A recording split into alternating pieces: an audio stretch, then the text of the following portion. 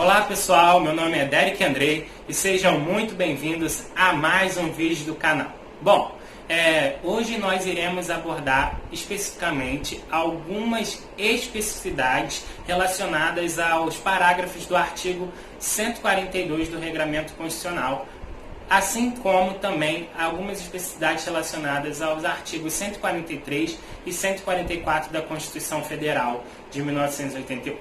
Bom, nós tratamos aqui já a respeito do CAPT, fizemos uma análise do CAPT do artigo 142.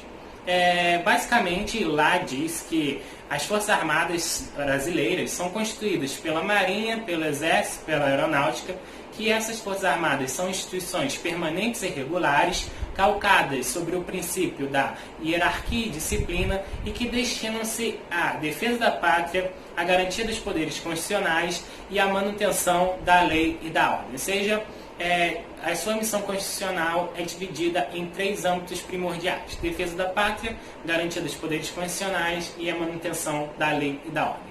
Hoje nós iremos abordar algumas outras especificidades contidas nos parágrafos do artigo 142. Eu abordei basicamente 10 especificidades importantes. Então vamos lá, vamos anotar, vamos gravar, porque são questões passíveis de prova. A primeira especificidade é que não cabe habeas corpus em relação à punição disciplinar militar. Anota aí, isso é muito importante. Não cabe habeas corpus em relação à punição disciplinar militar. Por favor, não vamos confundir crime comum ou com crime comum ou com crime militar. É punição disciplinar militar, ou seja, está no âmbito exclusivo do quartel, está no âmbito administrativo. Bom, segunda especificidade. As patentes que estão relacionadas aos oficiais, elas são conferidas por ato próprio do presidente da República, através de uma denominação solene chamada carta patente. Essa é a segunda especificidade. Vamos agora para a terceira especificidade. É importante notar essa terceira especificidade, que ela diz respeito à assunção de cargo público. O militar em atividade que tomar posse em cargo público ou emprego público civil permanente, ele será transferido para a reserva.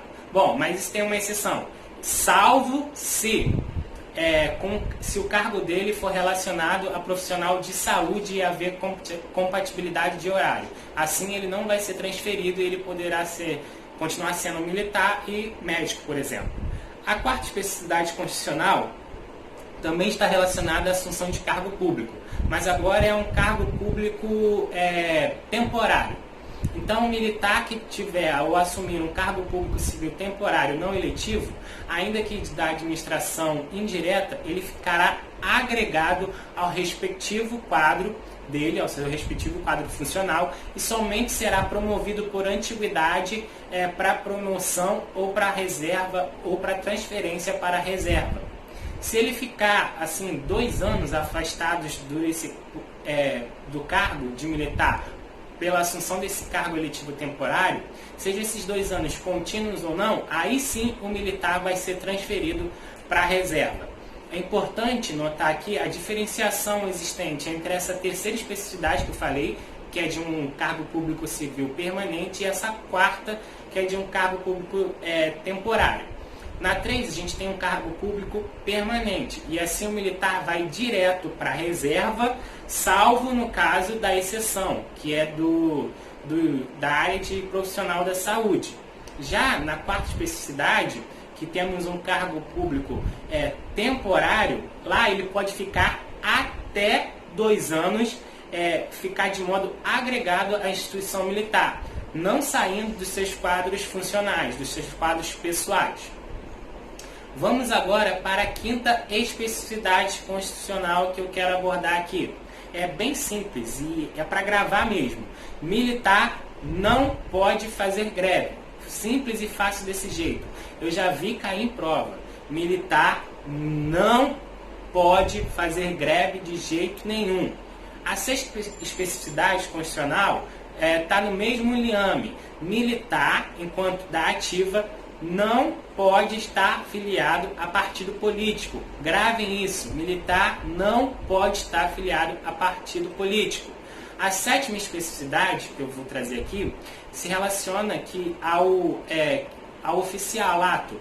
O oficial só perde a sua patente se ele for considerado indigno ou incompatível por uma decisão de tribunal militar de caráter permanente, que é permanente em tempo de paz, ou de caráter especial em tempo de guerra. Ou seja, ele tem que ser considerado indigno para perder o seu posto e a sua carta patente.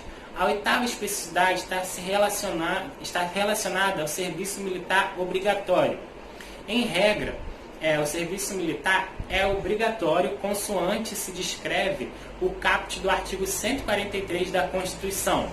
Todavia, como tudo no direito, há algumas exceções. A primeira decorre do imperativo de consciência. Bom, nesses casos, seja pelo prisma religioso, seja pelo prisma político ou mesmo pelo prisma filosófico, a atividade militar não é feita, mas sim um serviço alternativo prestado. Mas como é que é isso, Derek? Me explica bem. É assim, por exemplo, um rapaz, um testemunha de Jeová, que ele se alistou. Ele se alistou porque é obrigatório, o alistamento ainda é válido. Mas ao invés dele sobrar desse alistamento, calhou dele ser chamado para servir por algum motivo. Então, esse rapaz, ele pode alegar o imperativo de consciência, já que a sua religião não permite que ele sirva as Forças Armadas. Então, as Forças Armadas vão ter de encaminhá-lo para a prestação de algum serviço alternativo que não a prestação própria do serviço militar. Mas, na prática mesmo, hoje em dia, só serve quem quer, porque há muito mais candidatos do que vagas. E aí o pessoal que quer sobrar, geralmente, acaba sobrando sem nenhum problema. Mas outra exceção relacionada a essa obrigatoriedade no alistamento militar é no que concerne às mulheres e aos eclesiásticos, que se compõem basicamente dos padres. As mulheres e os eclesiásticos, eles são isentos do serviço militar obrigatório, porém estão sujeitos a outros encargos que a lei lhes atribuir.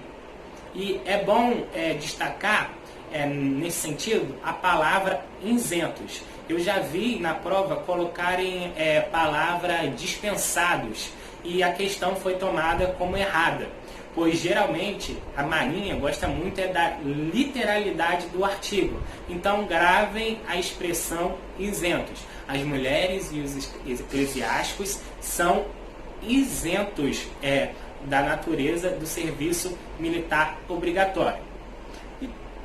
Assim nós chegamos ao artigo 144 da Constituição Federal. O artigo 144 lhe fala acerca da segurança pública. Asserta que a segurança é dever do Estado, sendo direito e responsabilidade de todos. O Estado, então, exerce, assim, a segurança pública através de alguns órgãos.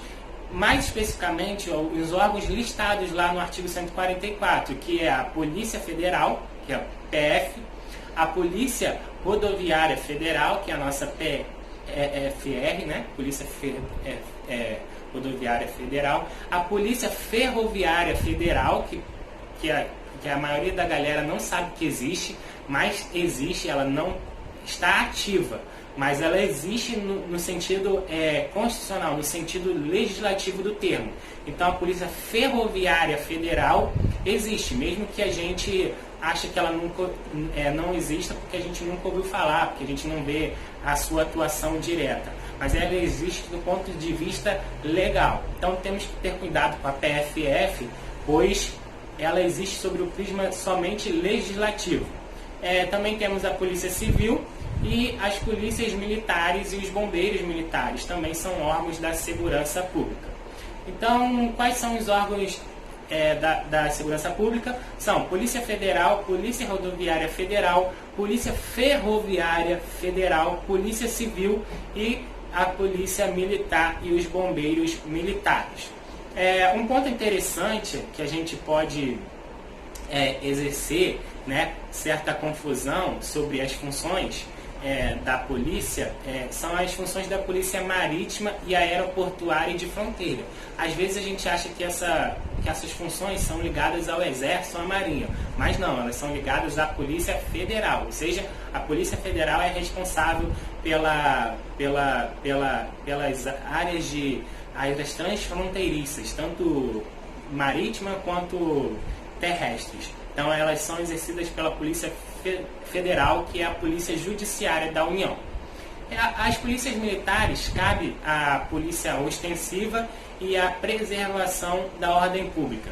E aos bombeiros militares cabe a execução da defesa civil e de outras atividades previstas em leis, em suas leis, em seus organogramas estaduais. Por último, para fechar o aspecto constitucional que cai na prova, cabe-se remontar que as guardas municipais, né, que os municípios podem constituir ou construir guardas municipais destinadas à proteção de seus bens, à proteção de seus serviços, à proteção das instalações de seus municípios. Mas essas guardas municipais não detêm, nem por isso, de poder de polícia propriamente dito, ou seja, não confundir guarda municipal com polícia. Bom, essa foi a pílula de conhecimento de hoje.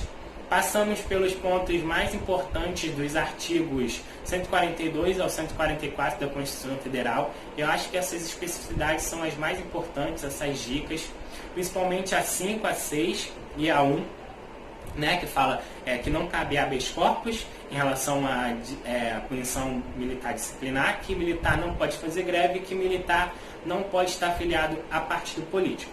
Então é isso, essa foi a pílula de conhecimento de hoje. Se você gostou do vídeo, espero que curta, compartilhe e ative as notificações para ficar ligado para mais dicas, para mais pílulas de conhecimento sobre esse concurso SMV. Até uma próxima, Deus abençoe a todos, um forte abraço, fiquem com Deus.